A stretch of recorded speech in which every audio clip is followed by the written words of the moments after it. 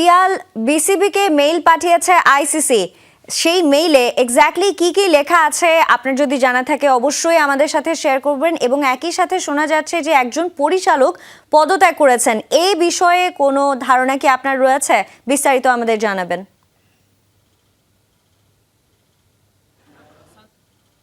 পরিচালক ইশতিয়াক সাদেক, যিনি গেম ডেভেলপমেন্টের দায়িত্বে ছিলেন, তিনি পদত্যাগ করেছেন বলে আমরা জানতে পেরেছি। তবে কেন তিনি পদত্যাগ করেছেন এখনো আমরা সেটা জানতে পারিনি। তবে আশা করা যায় দ্রুততম সময়ের মধ্যে আমরা দর্শকদের জানিয়ে দিতে পারবো যে কি কারণে তিনি পদত্যাগ করলেন। এবং এটাও গুঞ্জন আছে যে আরও কিছু পরিচালক পদত্যাগ করতে পারেন।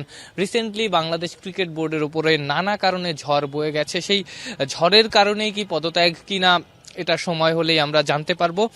আর একটা ব্যাপারের যে ব্যাপারটা নিয়ে আপনি কথা বললেন, যে আইসিসি একটা মেইলের মাধ্যমে জানিয়ে দিয়েছে আসন্ন টি-20 ওয়ার্ল্ড কাপে বাংলাদেশের আর খেলা হচ্ছে না, তাদের জায়গায় স্কটল্যান্ড খেলছে।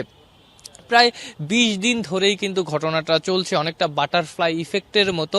মুস্তাফিজুর রহমানকে আইপিএল থেকে সরিয়ে দেওয়া দিয়ে শুরু, সেখান থেকে জল গড়াতে গড়াতে এখন বাংলাদেশের টি-20 বিশ্বকাপ থেকে সরে যাওয়া কিংবা ছিটকে যাওয়ার ব্যাপারটা। পাকিস্তান ক্রিকেট বোর্ডও কিন্তু এরই মধ্যে ঘোষণা দিয়েছে। মহসিন নাকভি বলেছেন যে বাংলাদেশের সঙ্গে অন্যায় হয়েছে এবং তাদের দেশ যদি না চায় তারা ওয়ার্ল্ড কাপে খেলবে না। মহসিন নাকভিকে ক্রিকেট দুনিয়া যেভাবে চেনে, তিনি অনেকটা অ্যারোগেন্ট একজন মানুষ, তিনি একরোখা একজন মানুষ, তিনি যা বলেন তিনি সেটা করে ফেলেন।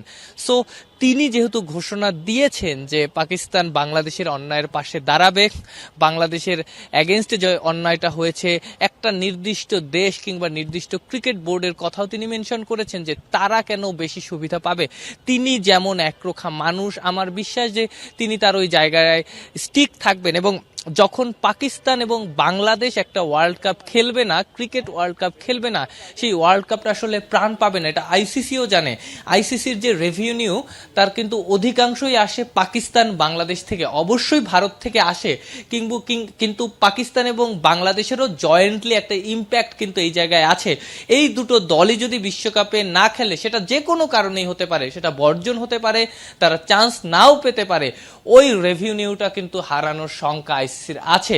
সো আমার কাছে মনে হচ্ছে পাকিস্তান ক্রিকেট বোর্ড যদি আসলেই বাংলাদেশের কারণে বিশ্বকাপ খেলতে না চায়, আইসিসি এটাকে গুরুত্ব সহকারে দেখবে। এবং এমনও হতে পারে আগামী এক সপ্তাহের মধ্যে আমরা এটাও জানতে পারি যে আইসিসি একটা রিভাইজড ফিক্সচার দিচ্ছে। যে কারণটা তারা আগে দেখিয়েছিল যে লজিস্টিক্স কারণে এত দ্রুত ফিক্সচার চেঞ্জ করার সুযোগ নাই, সেই কাজটাও তারা করতে পারে। সঞ্জনা।